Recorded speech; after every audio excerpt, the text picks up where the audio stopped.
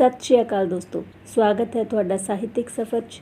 ਉਮੀਦ ਹੈ ਤੁਸੀਂ ਸਾਰੇ ਚੜ੍ਹਦੀ ਕਲਾ 'ਚ ਹੋਵੋਗੇ। ਮੈਂ ਕੁਲਦੀਪ ਗਿੱਲ ਲੈ ਕੇ ਹਾਜ਼ਰ ਹਾਂ ਕਿਤਾਬ ਚਿੰਤਾ ਛੱਡੋ ਸੁੱਖ ਨਾਲ ਜੀਓ ਦਾ 3rd chapter what worry may do to you.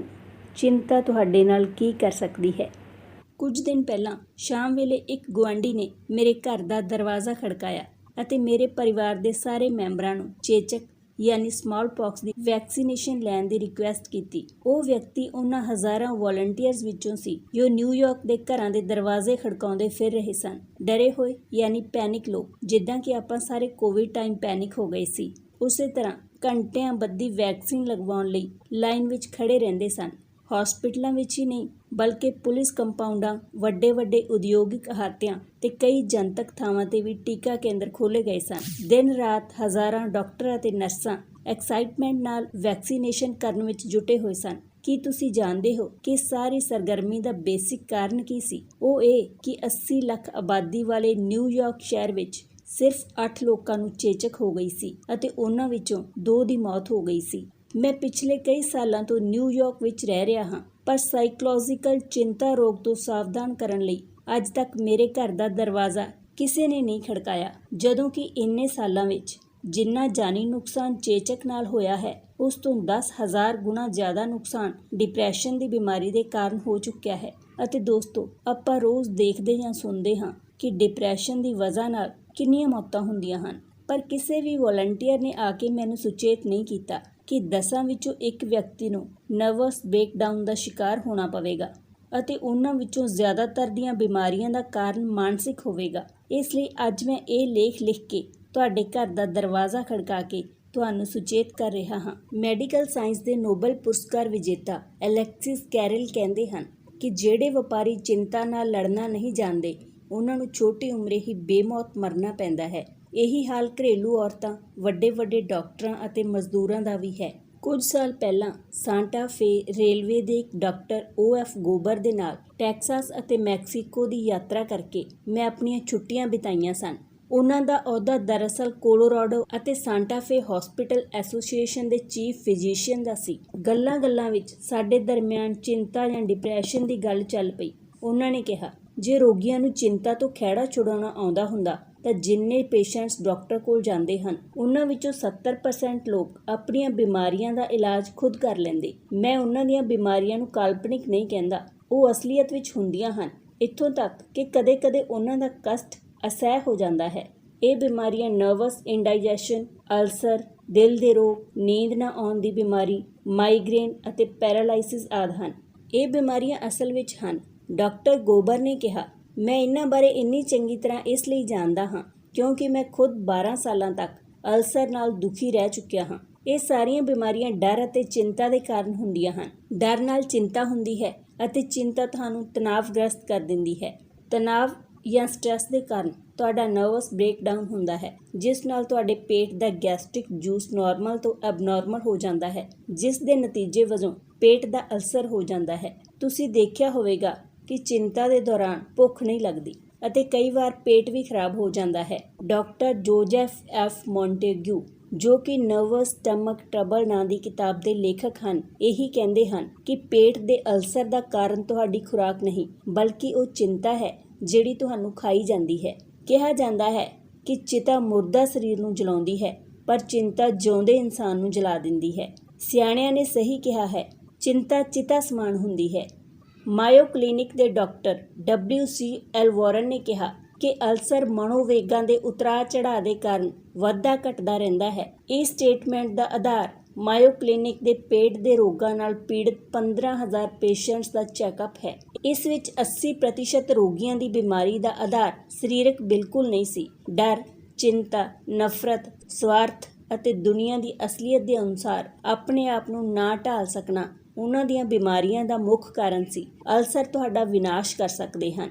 ਹੁਣੇ ਹੀ ਮਾਇਓ ਕਲੀਨਿਕ ਦੇ ਡਾਕਟਰ ਹੋਰੋਲਡ ਸੀ ਹੈਬੇਨ ਦੇ ਨਾਲ ਮੇਰਾ ਸੰਪਰਕ ਹੋਇਆ ਸੀ। ਅਮਰੀਕਾ ਦੇ ਇੰਡਸਟਰੀਅਲ ਏਰੀਆਜ਼ ਦੇ ਡਾਕਟਰਾਂ ਦੀ ਐਸੋਸੀਏਸ਼ਨ ਦੇ ਸਾਲਾਨਾ ਸਮਾਰੋਹ ਵਿੱਚ ਭਾਸ਼ਣ ਦਿੰਦੇ ਹੋਏ ਉਹਨਾਂ ਨੇ ਦੱਸਿਆ ਕਿ 44.3 ਦੀ ਔਸਤ ਉਮਰ ਵਾਲੇ 176 ਵਪਾਰ ਪ੍ਰਬੰਧਕਾਂ ਯਾਨੀ ਬਿਜ਼ਨਸ ਮੈਨੇਜਰਸ ਦੀ ਸਥਿਤੀ ਦਾ ਐਨਾਲਿਸਿਸ ਕਰਨ ਤੇ ਪਤਾ ਲੱਗਿਆ ਕਿ ਉਹਨਾਂ ਵਿੱਚੋਂ 1/3 1/3 ਨਾਲੋਂ ਵੀ ਕੁਝ ਜ਼ਿਆਦਾ ਲੋਕ ਤਣਾਅਪੂਰਨ ਜੀਵਨ ਯਾਨੀ ਸਟ੍ਰੈਸਫੁਲ ਲਾਈਫ ਸੰਬੰਧੀ 3 ਰੋਗਾਂ ਵਿੱਚੋਂ ਕਿਸੇ ਇੱਕ ਨਾਲ ਪੀੜਿਤ ਸਨ।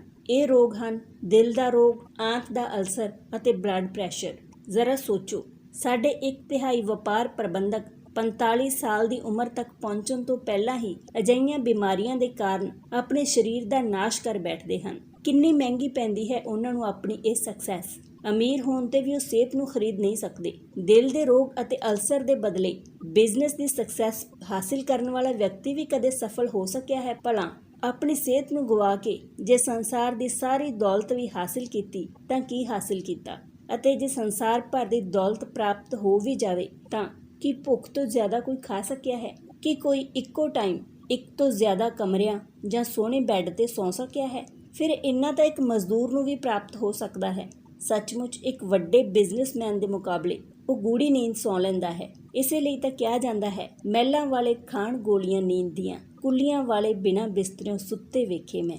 ਇਸ ਤੋਂ ਸਪਸ਼ਟ ਹੈ ਕਿ ਮੈਂ ਇੱਕ ਸਾਂਝੇਦਾਰ ਕਿਸਾਨ ਬਣਨਾ ਪਸੰਦ ਕਰਾਂਗਾ ਤਾਂ ਕਿ ਮੈਂ ਖੇਤਾਂ ਵਿੱਚ ਬੈਂਜੋ ਵਜਾਵਾਂ ਅਤੇ ਮਸਤ ਰਹਾਂ। ਖੇਤ ਦੀ ਮਿੱਟੀ ਵਿੱਚ ਕੰਮ ਕਰਕੇ ਗੂੜੀ ਨੀਂਦ ਸੌਵਾਂ, ਬਜਾਏ ਇਸ ਦੇ ਕਿ ਕਿਸੇ ਰੇਲ ਰੋਡ ਜਾਂ ਸਿਗਰਟ ਕੰਪਨੀ ਦਾ ਪ੍ਰਬੰਧਕ ਬਣਾ ਅਤੇ 45 ਸਾਲ ਦਾ ਹੋਣ ਤੋਂ ਪਹਿਲਾਂ ਆਪਣੀ ਸਿਹਤ ਬਰਬਾਦ ਕਰ ਲਵਾਂ। ਸਿਗਰਟ ਕੰਪਨੀ ਤੋਂ ਯਾਦ ਆਇਆ, ਇੱਕ ਸਿਗਰਟ ਬਣਾਉਣ ਵਾਲੇ ਦੀ ਕਹਾਣੀ ਸੁਣੋ। ਕੈਨੇਡਾ ਦੇ ਫੋਰੈਸਟ ਏਰੀਆ ਵਿੱਚ ਆਰਾਮ ਕਰਦੇ ਹੋਏ ਇੱਕ ਵਰਲਡ ਫੇਮਸ ਸਿਗਰਟ ਨਿਰਮਾਤਾ ਦੀ ਹੁਣੇ ਹੀ ਦਿਲ ਦੀ ਧੜਕਣ ਰੁਕ ਜਾਣ ਨਾਲ ਮੌਤ ਹੋ ਗਈ। ਉਸਨੇ ਲੱਖਾਂ ਡਾਲਰ ਦੀ ਪ੍ਰਾਪਰਟੀ ਇਕੱਠੀ ਕੀਤੀ ਅਤੇ ਅੰਤ ਵਿੱਚ 55 ਸਾਲ ਦੀ ਉਮਰ ਵਿੱਚ ਚੱਲ ਵਸਿਆ। ਜੀਵਨ ਵਿੱਚ ਕਈ ਸਾਲਾਂ ਤੱਕ ਉਹ ਬਿਜ਼ਨਸ ਵਿੱਚ ਸਫਲਤਾ ਪ੍ਰਾਪਤ ਕਰਨ ਲਈ ਸਟਰਗਲ ਕਰਦਾ ਰਿਹਾ। ਮੇਰੇ ਹਿਸਾਬ ਨਾਲ ਤਾਂ ਲੱਖਾਂ ਦੀ ਪ੍ਰਾਪਰਟੀ ਇਕੱਠੀ ਕਰਨ ਵਾਲੇ ਇਸ ਸਿਗਰਟ ਨਿਰਮਾਤਾ ਦੀ ਸਕਸੈਸ ਮੇਰੇ ਪਾਪਾ ਦੀ ਸਕਸੈਸ ਨਾਲੋਂ ਅੱਧੀ ਵੀ ਨਹੀਂ ਹੈ। ਮੇਰੇ ਪਾਪਾ ਮਿਸੌਰੀ ਵਿੱਚ ਕਿਸਾਨ ਦਾ ਜੀਵਨ ਬਿਤਾਉਂਦੇ ਸਨ। 79 ਯਾਨੀ 79 ਸਾਲ ਦੀ ਉਮਰ ਵਿੱਚ ਹੀ ਉਹਨਾਂ ਦੀ ਮੌਤ ਹੋਈ ਅਤੇ ਉਸ ਸਮੇਂ ਵੀ ਉਹ ਨਿਰਧਨ ਹੀ ਸਨ। ਫੇਮਸ ਮਾਇਓ ਭਰਾਵਾਂ ਨੇ ਦੱਸਿਆ ਕਿ ਸਾਡੇ ਹਸਪੀਟਲ ਵਿੱਚ ਅੱਧੇ ਤੋਂ ਵੱਧ ਮਰੀਜ਼ ਸਰੀਰਕ ਬਿਮਾਰੀਆਂ ਨਾਲ ਪੀੜਤ ਸਨ। ਮੌਤ ਤੋਂ ਬਾਅਦ ਪੋਸਟਮਾਰਟਮ ਕਰਨ ਤੇ ਪਤਾ ਲੱਗਿਆ ਕਿ ਉਹਨਾਂ ਦੀਆਂ ਸ਼ਿਰਾਵਾਂ ਯਾਨੀ ਨਰਵਸ ਇੱਕ ਤੰਦਰੁਸਤ ਬੰਦੇ ਦੀ ਤਰ੍ਹਾਂ ਹੀ ਸਨ।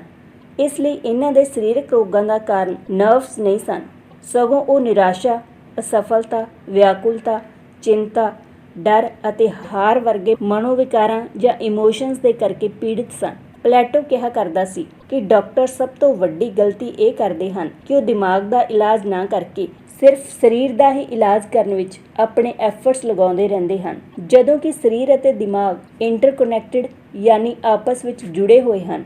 ਇਸ ਸੱਚਾਈ ਦਾ ਗਿਆਨ ਹਾਸਿਲ ਕਰਨ ਵਿੱਚ ਮੈਡੀਕਲ ਸਾਇੰਸ ਨੂੰ ਕਈ 100 ਸਾਲ ਲੱਗ ਗਏ।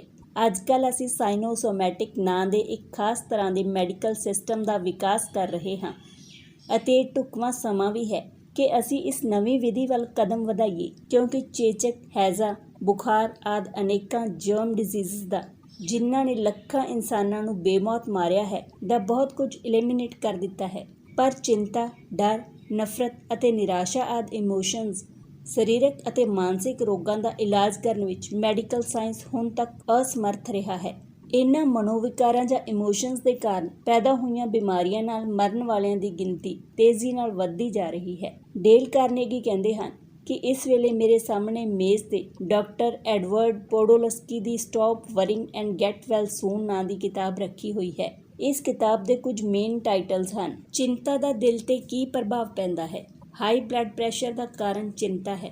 ਗਠੀਆ ਯਾਨੀ ਸੋਰਾਇਸਿਸ ਰੋਗ ਦਾ ਕਾਰਨ ਚਿੰਤਾ ਹੀ ਹੈ। ਪੇਟ ਨੂੰ ਠੀਕ ਰੱਖਣ ਲਈ ਚਿੰਤਾ ਛੱਡੋ। ਚਿੰਤਾ ਜ਼ੁਕਾਮ ਦਾ ਕਾਰਨ ਕਿਵੇਂ ਹੈ? ਚਿੰਤਾ ਅਤੇ ਥਾਇਰਾਇਡ। ਚਿੰਤਾ ਕਾਰਨ ਸ਼ੂਗਰ ਦੀ ਬਿਮਾਰੀ। ਚਿੰਤਾ ਬਿਲਕੁਲ ਤੰਦਰੁਸਤ ਆਦਮੀ ਨੂੰ ਰੋਗੀ ਬਣਾ ਸਕਦੀ ਹੈ। ਜਨਰਲ ਗ੍ਰਾਂਟ ਨੂੰ ਇਸ ਗੱਲ ਦਾ ਪਤਾ ਅਮਰੀਕੀ ਗ੍ਰਹਿ ਯੁੱਧ ਦੇ ਆਖਰੀ ਦਿਨਾਂ ਵਿੱਚ ਇਸ ਪ੍ਰਕਾਰ ਲੱਗਿਆ। ਗ੍ਰਾਂਟ 9 ਮਹੀਨਿਆਂ ਤੋਂ ਰਿਚਮੰਡ ਨੂੰ ਘੇਰਾ ਪਾਈ ਖੜਾ ਸੀ। ਜਨਰਲ ਲੀ ਦੇ ਥੱਕੇ ਹਾਰੇ ਸੈਨਿਕ ਮੂੰਹ ਦੀ ਖਾ ਚੁੱਕੇ ਸਨ। ਸਾਰੀਆਂ ਦੀਆਂ ਸਾਰੀਆਂ ਰੈਜੀਮੈਂਟਾਂ ਵਾਪਸ ਜਾ ਰਹੀਆਂ ਸਨ। ਕੁਝ ਲੋਕ ਆਪਣੇ ਖੇਮਿਆਂ ਵਿੱਚ ਭੈਭੀਤ ਹੋ ਕੇ ਰੋਂਦੇ ਕਰਲਾਉਂਦੇ ਅਰਦਾਸਾਂ ਕਰ ਰਹੇ ਸਨ। ਭਿਆਨਕ ਅਤੇ ਭੈੜੇ ਸੁਪਨਿਆਂ ਨੇ ਉਹਨਾਂ ਨੂੰ ਘੇਰ ਰੱਖਿਆ ਸੀ। ਆਪਣੇ ਅੰਤ ਨੂੰ ਅਚਾਨਕ ਇੰਨਾ ਨੇੜੇ ਦੇਖ ਕੇ ਲੀ ਦੇ ਸੈਨਿਕਾਂ ਨੇ ਰਿਚਮੰਡ ਦੇ ਕਪਾਹ ਅਤੇ ਤੰਬਾਕੂ ਦੇ ਗੋਦਾਮਾਂ ਅਤੇ ਗੋਲਾ ਬਾਰੂਦ ਨੂੰ ਅੱਗ ਲਗਾ ਦਿੱਤੀ। ਇੱਕ ਪਾਸੇ ਅੱਗ ਦੀਆਂ ਉੱਚੀਆਂ ਲਾਟਾਂ ਉੱਠ ਰਹੀਆਂ ਸਨ ਅਤੇ ਦੂਸਰੇ ਪਾਸੇ ਰਾਤ ਦੇ ਹਨੇਰੇ ਵਿੱਚ ਸੈਨਿਕ ਭੱਜ ਰਹੇ ਸਨ। ਇੱਧਰ ਸੈਰੀਡੇਨ ਦੀ ਘੋੜ ਸੈਨਾ ਰੇਲ ਦੀਆਂ ਪਟੜੀਆਂ ਉਖਾੜਦੀ ਹੋਈ ਅਤੇ ਰਾਸ਼ਨ ਦੀਆਂ ਗੱਡੀਆਂ ਨੂੰ ਲੁੱਟਦੀ ਹੋਈ ਅੱਗੇ ਵਧ ਰਹੀ ਸੀ। ਉਧਰ ਜਨਰਲ ਗ੍ਰਾਂਟ ਕੌਨਫੀਡੈਂਟਸ ਨੂੰ ਸਾਰੇ ਪਾਸਿਓਂ ਘੇਰ ਕੇ ਉਹਨਾਂ ਦਾ ਤੇਜ਼ ਰਫ਼ਤਾਰ ਨਾਲ ਪਿੱਛਾ ਕਰ ਰਿਹਾ ਸੀ। ਪਰ ਅਸਹਿ ਸਿਰਪੀੜ ਨਾਲ ਤੜਫਦਾ ਹੋਇਆ ਗ੍ਰਾਂਟ ਆਪਣੀ ਸੈਨਾ ਨਾਲੋਂ ਪਿਛੜ ਗਿਆ। ਉਸ ਨੂੰ ਖੇਤ ਵਿੱਚ ਬਣੇ ਇੱਕ ਮਕਾਨ ਵਿੱਚ ਠਹਿਰਨਾ ਪਿਆ। ਉਸ ਘਟਨਾ ਬਾਰੇ ਉਹਨਾਂ ਨੇ ਆਪਣੀ ਡਾਇਰੀ ਵਿੱਚ ਲਿਖਿਆ ਹੈ ਕਿ ਮੈਂ ਸਾਰੀ ਰਾਤ ਗਰਮ ਪਾਣੀ ਅਤੇ ਸਰੋਂ ਦੇ ਤੇਲ ਵਿੱਚ ਆਪਣੇ ਪੈਰ ਧੋਂਦਾ ਰਿਹਾ, ਬਾਹਾਂ ਅਤੇ ਗਰਦਨ ਤੇ ਤੇਲ ਦੀ ਮਾਲਿਸ਼ ਕਰਦਾ ਰਿਹਾ। ਮੈਨੂੰ ਆਸ ਸੀ ਕਿ ਸਵੇਰ ਹੋਣ ਤੱਕ ਮੈਂ ਜ਼ਰੂਰ ਠੀਕ ਹੋ ਜਾਵਾਂਗਾ। ਭਾਵੇਂ ਕਿ ਸਵੇਰ ਤੱਕ ਉਹ ਤੰਦਰੁਸਤ ਹੋ ਗਿਆ, ਪਰ ਇਸ ਦਾ ਕਾਰਨ ਸਰੋਂ ਦਾ ਤੇਲ ਨਹੀਂ ਸੀ। ਇਸ ਦਾ ਕਾਰਨ ਸੀ ਜਨਰਲ ਲੀ ਦਾ ਉਹ ਸੰਦੇਸ਼ ਜੋ ਇੱਕ ਘੋੜਸਵਾਰ ਨੇ ਲਿਆਂਦਾ ਸੀ। ਜਨਰਲ ਲੀ ਨੇ ਆਤਮ ਸਮਰਪਣ ਯਾਨੀ ਸਰੈਂਡਰ ਕਰਨ ਦਾ ਸੁਨੇਹਾ ਭੇਜਿਆ ਸੀ। ਉਸਨੇ ਆਪਣੀ ਡਾਇਰੀ ਵਿੱਚ ਅੱਗੇ ਇਹ ਵੀ ਲਿਖਿਆ ਹੈ, ਜਿਸ ਵੇਲੇ ਉਹ ਸੈਨਿਕ ਲੀ ਦੇ ਆਤਮ ਸਮਰਪਣ ਦਾ ਸੁਨੇਹਾ ਲੈ ਕੇ ਪਹੁੰਚਿਆ, ਮੇਰੇ ਸਿਰ ਵਿੱਚ ਪੀੜ ਸੀ, ਪਰ ਸੁਨੇਹੇ ਨੂੰ ਪੜ੍ਹਦਿਆਂ ਹੀ ਮੇਰੇ ਸਿਰ ਦਾ ਦਰਦ ਅਲੋਪ ਹੋ ਗਿਆ। ਇਸ ਤੋਂ ਕਲੀਅਰ ਹੁੰਦਾ ਹੈ ਕਿ ਚਿੰਤਾ ਅਤੇ ਮਨੋਵੇਗਾਂ ਯਾਨੀ ਇਮੋਸ਼ਨਸ ਨੇ ਹੀ ਗ੍ਰਾਂਟ ਨੂੰ ਬਿਮਾਰ ਕਰ ਦਿੱਤਾ ਸੀ। ਪਰ ਜਿਵੇਂ ਹੀ ਜਿੱਤ, ਵਿਸ਼ਵਾਸ ਅਤੇ ਸਫਲਤਾ ਦੇ ਭਾਵ ਉਸ ਦੇ ਮਨ ਵਿੱਚ ਪੈਦਾ ਹੋਏ, ਉਹ 9/9 ਹੋ ਗਿਆ। ਚਿੰਤਾ ਹੀ ਇੱਕ ਅਜਿਹਾ ਕਾਰਨ ਹੈ ਜੋ ਇਨਸਾਨ ਦੀ ਸੁੰਦਰਤਾ ਨੂੰ ਬਹੁਤ ਜਲਦੀ ਨਾਲ ਨਸ਼ਟ ਕਰ ਦਿੰਦਾ ਹੈ। ਚਿੰਤਾ ਜਾਂ ਸਟ੍ਰੈਸ ਤੁਹਾਨੂੰ ਜਵਾਨੀ ਵਿੱਚ ਹੀ ਬੁੱਢੇ ਕਰ ਦਿੰਦੀ ਹੈ। ਇਸ ਦੇ ਕਾਰਨ ਚਿਹਰਾ ਕਰੂਪ ਹੋ ਜਾਂਦਾ ਹੈ, ਅੱਖਾਂ 'ਤੇ ਡਾਰਕ ਸਰਕਲ ਆ ਜਾਂਦੇ ਹਨ ਅਤੇ ਚਿਹਰੇ 'ਤੇ ਰਿੰਕਲਸ ਯਾਨੀ ਝੁਰੜੀਆਂ ਪੈ ਜਾਂਦੀਆਂ ਹਨ। ਚਿੰਤਾ ਦੇ ਕਾਰਨ ਵਾਲ ਸਫੈਦ ਹੋ ਜਾਂਦੇ ਹਨ ਅਤੇ ਝੜਨ ਲੱਗਦੇ ਹਨ। ਇਸ ਨਾਲ ਚਿਹਰੇ ਦਾ ਰੰਗ ਬਦਲ ਜਾਂਦਾ ਹੈ। ਚਿੰਤਾ ਦੇ ਕਾਰਨ ਤੁਹਾਨੂੰ ਗਠੀਆ ਅਤੇ ਅਰਥਰਾਈਟਸ ਵਰਗੀਆਂ ਬਿਮਾਰੀਆਂ ਹੋ ਸਕਦੀਆਂ ਹਨ ਅਤੇ ਚੱਲਣ ਫਿਰਨ ਦੇ ਲਈ ਤੁਸੀਂ ਵੀਲ ਚੇਅਰ ਦਾ ਸਹਾਰਾ ਲੈਣ ਲਈ ਮਜਬੂਰ ਹੋ ਸਕਦੇ ਹੋ। ਮੰਦੀ ਦੇ ਦਿਨਾਂ ਵਿੱਚ ਮੇਰੇ ਇੱਕ ਦੋਸਤ ਨੂੰ ਜ਼ਬਰਦਸਤ ਫਾਈਨੈਂਸ਼ੀਅਲ ਲਾਸ ਹੋਇਆ। ਉਹ ਕੌਡੀ ਦਾ ਮੁਹਤਾਜ ਹੋ ਗਿਆ। ਗੈਸ ਕੰਪਨੀ ਨੇ ਉਸਨੂੰ ਗੈਸ ਦੇਣਾ ਬੰਦ ਕਰ ਦਿੱਤਾ ਅਤੇ ਬੈਂਕ ਨੇ ਮਕਾਨ 'ਤੇ ਕਬਜ਼ਾ ਕਰ ਲਿਆ। ਇਹਨਾਂ ਸਭ ਚਿੰਤਾਵਾਂ ਦੇ ਕਾਰਨ ਉਸਨੂੰ ਅਰਥਰਾਈਟਸ ਦੀ ਬਿਮਾਰੀ ਹੋ ਗਈ। ਇਲਾਜ ਅਤੇ ਪਰਹੇਜ਼ ਦੇ ਬਾਵਜੂਦ ਵੀ ਉਸਦੀ ਬਿਮਾਰੀ ਠੀਕ ਨਾ ਹੋਈ। ਉਸਦੀ ਸਿਹਤ ਉਦੋਂ ਹੀ ਸੁਧਰੀ ਜਦੋਂ ਉਸਦੀ ਫਾਈਨੈਂਸ਼ੀਅਲ ਕੰਡੀਸ਼ਨ ਯਾਨੀ ਆਰਥਿਕ ਸਥਿਤੀ ਵਿੱਚ ਸੁਧਾਰ ਹੋਇਆ। ਥਾਇਰਾਇਡ ਗਲੈਂਡ ਸਾਡੇ ਸਰੀਰ ਦਾ ਇੱਕ ਵੱਡਾ ਗਲੈਂਡ ਹੈ। ਇਹ ਸਾਰੇ ਸਰੀਰ ਦਾ ਸੰਚਾਲਨ ਕਰਦਾ ਹੈ। ਥਾਇਰਾਇਡ ਦੇ ਮਰੀਜ਼ ਦਾ ਥਾਇਰਾਇਡ ਗਲੈਂਡ ਬਹੁਤ ਤੇਜ਼ੀ ਨਾਲ ਕੰਮ ਕਰਨ ਲੱਗ ਪੈਂਦਾ ਹੈ ਅਤੇ ਉਹ ਓਵਰ ਐਕਟਿਵ ਹੋ ਜਾਂਦਾ ਹੈ। ਉਹ ਬੰਦਾ ਕੰਬਦਾ, ਹਿੱਲਦਾ, ਇੰਜ ਲੱਗਦਾ ਜਿਵੇਂ ਉਸਨੇ ਮੌਤ ਨੂੰ ਸਾਹਮਣੇ ਖੜੀ ਦੇਖ ਲਿਆ ਹੋਵੇ। ਇਸ ਰੋਗ ਨਾਲ ਦਿਲ ਦੀ ਧੜਕਣ ਵੱਧ ਜਾਂਦੀ ਹੈ ਅਤੇ ਸਰੀਰ ਭੱਠੀ ਦੀ ਤਰ੍ਹਾਂ ਤਪਣ ਲੱਗਦਾ ਹੈ। ਮੈਂ ਥਾਇਰਾਇਡ ਨਾਲ ਪੀੜਤ ਆਪਣੇ ਇੱਕ ਮਿੱਤਰ ਨਾਲ ਇਸ ਰੋਗ ਦੇ ਐਕਸਪਰਟ ਕੋਲ ਗਿਆ, ਜੋ ਪਿਛਲੇ 48 ਸਾਲਾਂ ਤੋਂ ਇਸ ਪ੍ਰਕਾਰ ਦੀਆਂ ਬਿਮਾਰੀਆਂ ਦਾ ਇਲਾਜ ਕਰਦਾ ਆ ਰਿਹਾ ਸੀ। ਕੀ ਤੁਸੀਂ ਜਾਣਦੇ ਹੋ ਕਿ ਉਸਨੇ ਵੇਟਿੰਗ ਰੂਮ ਦੀ ਦੀਵਾਰ 'ਤੇ, ਜਿੱਥੇ ਸਾਰੇ ਪੇਸ਼ੈਂਟਸ ਦੀ ਨਜ਼ਰ ਪੈਂਦੀ ਸੀ, ਕੀ ਸਲਾਹ ਲਿਖ ਰੱਖੀ ਸੀ? ਉਹ ਸੀ, ਧਰਮ, ਨੀਂਦ, ਸੰਗੀਤ ਅਤੇ ਮਨੋਰੰਜਨ ਸੁਖਦ ਸ਼ਕਤੀਆਂ ਹਨ। ਸਿਹਤ ਅਤੇ ਸੁੱਖ ਦੀ ਕਾਮਨਾ ਹੋਵੇ ਤਾਂ ਈਸ਼ਵਰ ਵਿੱਚ ਸ਼ਰਧਾ ਰੱਖੋ, ਗਹਿਰੀ ਨੀਂਦ ਸੌਵੋ, ਚੰਗਾ ਸੰਗੀਤ ਸੁਣੋ ਅਤੇ ਖੁੱਲ੍ਹ ਕੇ ਹੱਸੋ। ਫਿਰ ਸਾਰੀਆਂ ਖੁਸ਼ੀਆਂ ਤੁਹਾਡੇ ਕੋਲ ਹੋਣਗੀਆਂ। ਸਭ ਤੋਂ ਪਹਿਲਾਂ ਡਾਕਟਰ ਨੇ ਮੇਰੇ ਦੋਸਤ ਨੂੰ ਇਹ ਸਵਾਲ ਕੀਤਾ ਕਿ ਕਿੰਨਾ ਮਾਨਸਿਕ ਕਾਰਨਾਂ ਦੇ ਕਰਕੇ ਉਸਦੀ ਇਹ ਹਾਲਤ ਹੋਈ ਹੈ। ਡਾਕਟਰ ਨੇ ਮੇਰੇ ਦੋਸਤ ਨੂੰ ਸਾਵਧਾਨ ਕਰਦੇ ਹੋਏ ਕਿਹਾ ਕਿ ਜੇਕਰ ਉਸਨੇ ਚਿੰਤਾ ਕਰਨੀ ਨਾ ਛੱਡੀ ਤਾਂ ਦਿਲ ਦਾ ਰੋਗ, ਡਾਇਬੀਟੀਜ਼, ਅਲਸਰ ਵਰਗੀਆਂ ਕਈ ਹੋਰ ਬਿਮਾਰੀਆਂ ਵੀ ਤੁਹਾਡੇ ਸਰੀਰ ਵਿੱਚ ਘਰ ਕਰ ਲੈਣਗੀਆਂ। ਉਸਨੇ ਅੱਗੇ ਦੱਸਿਆ ਕਿ ਇਹ ਸਾਰੀਆਂ ਬਿਮਾਰੀਆਂ ਇੱਕ ਦੂਜੀ ਦੀਆਂ ਚਾਚੇ ਮਾਸੀ ਦੀਆਂ ਕੁੜੀਆਂ ਹੀ ਹਨ। ਇਹ ਸਭ ਚਿੰਤਾ ਦੇ ਕਾਰਨ ਹੁੰਦੀਆਂ ਹਨ। ਵਿਲੀਅਮ ਜੇਮਸ ਕਹਿੰਦੇ ਹਨ ਕਿ ਰੱਬ ਭਾਵੇਂ ਤੁਹਾਡੇ ਗੁਨਾਹਾਂ ਨੂੰ ਮੁਆਫ ਕਰ ਦੇਵੇ, ਪਰ ਤੁਹਾਡਾ ਸਨਾਯੂ ਸੰਸਥਾਨ ਮਤਲਬ ਬੋਡੀ ਇੰਸਟੀਚਿਊਟ ਤੁਹਾਡੀ ਕਿਸੇ ਵੀ ਭੁੱਲ ਨੂੰ ਕਦੀ ਮੁਆਫ ਨਹੀਂ ਕਰਦਾ। ਇਸ ਦਾ ਹਰਜ਼ਾਨਾ ਤੁਹਾਨੂੰ ਭਰਨਾ ਹੀ ਪੈਂਦਾ ਹੈ। ਅਮਰੀਕਾ ਵਿੱਚ ਹਰ ਸਾਲ ਆਤਮ ਹੱਤਿਆ ਯਾਨੀ ਸੁਸਾਈਡ ਕਰਨ ਵਾਲੇ ਲੋਕਾਂ ਦੀ ਗਿਣਤੀ 5 ਮੇਨ ਇਨਫੈਕਸ਼ਨ ਯਾਨੀ ਛੂਤ ਦੀਆਂ ਬਿਮਾਰੀਆਂ ਨਾਲ ਮਰਨ ਵਾਲੇ ਲੋਕਾਂ ਦੀ ਗਿਣਤੀ ਨਾਲੋਂ ਕਿਤੇ ਜ਼ਿਆਦਾ ਹੈ। ਇਸ ਆਤਮ ਹੱਤਿਆ ਜਾਂ ਸੁਸਾਈਡ ਦਾ ਕਾਰਨ ਕੇਵਲ ਚਿੰਤਾ ਹੈ।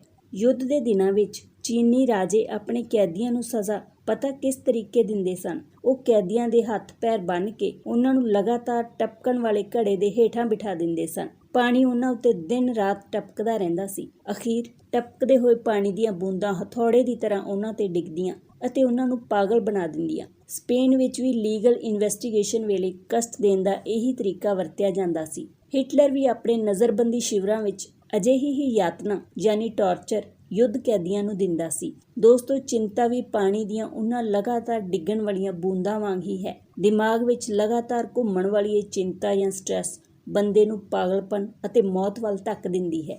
ਜੇਕਰ ਤੁਹਾਨੂੰ ਆਪਣੇ ਜੀਵਨ ਨਾਲ ਪਿਆਰ ਹੈ ਅਤੇ ਤੁਸੀਂ ਉੱਤਮ ਰੂਪ ਵਿੱਚ ਤੰਦਰੁਸਤ ਰਹਿਣਾ ਚਾਹੁੰਦੇ ਹੋ ਅਤੇ ਲੰਬੀ ਉਮਰ ਭੋਗਣਾ ਚਾਹੁੰਦੇ ਹੋ ਤਾਂ ਤੁਸੀਂ ਆਪਣੀ ਇਹ ਇੱਛਾ ਇਸ ਤਰ੍ਹਾਂ ਪੂਰੀ ਕਰ ਸਕਦੇ ਹੋ। ਮੈਂ ਇੱਥੇ ਫਿਰ ਡਾਕਟਰ ਅਲੈਕਸਿਸ ਕੈਰਲ ਦਾ ਹਵਾਲਾ ਦੇ ਰਿਹਾ ਹਾਂ। ਉਹਨਾਂ ਦਾ ਕਹਿਣਾ ਹੈ ਕਿ ਜੇਕਰ ਤੁਸੀਂ ਇਸ ਰੌਲੇ ਰੱਪੇ ਵਾਲੀ ਜ਼ਿੰਦਗੀ ਵਿੱਚ ਅੰਦਰੂਨੀ ਸ਼ਾਂਤੀ ਕਾਇਮ ਰੱਖ ਸਕਦੇ ਹੋ ਤਾਂ ਤੁਹਾਨੂੰ ਸਨਾਯੂ ਯਾਨੀ ਨਰਵ ਸਿਸਟਮ ਸੰਬੰਧੀ ਰੋਗ ਕਦੀ ਨਹੀਂ ਹੋਣਗੇ। ਕੀ ਤੁਸੀਂ ਇਸ ਮਾਡਰਨ ਅਤੇ ਰੌਲੇ ਰੱਪੇ ਵਾਲੀ ਜ਼ਿੰਦਗੀ ਵਿੱਚ ਵੀ ਅੰਦਰੂਨੀ ਸ਼ਾਂਤੀ ਕਾਇਮ ਰੱਖ ਸਕਦੇ ਹੋ? ਜੇ ਤੁਸੀਂ ਇੱਕ ਸਿੰਪਲ ਨੇਚਰ ਦੇ ਇਨਸਾਨ ਹੋ ਤਾਂ ਜ਼ਰੂਰ ਹੀ ਤੁਸੀਂ ਅਜਿਹਾ ਕਰ ਸਕੋਗੇ। ਸਾਡੇ ਵਿੱਚੋਂ ਬਹੁਤ ਸਾਰੇ ਲੋਕ ਆਪਣੇ ਅੰਦਾਜ਼ੇ ਨਾਲੋਂ ਵੀ ਜ਼ਿਆਦਾ ਸਟਰੋਂਗ ਹਨ। ਸਾਡੇ ਆਪਣੇ ਕਈ ਅੰਦਰੂਨੀ ਸਰੋਤ ਹਨ ਜਿਨ੍ਹਾਂ ਦਾ ਅਸੀਂ ਕਦੇ ਇਸਤੇਮਾਲ ਨਹੀਂ ਕੀਤਾ।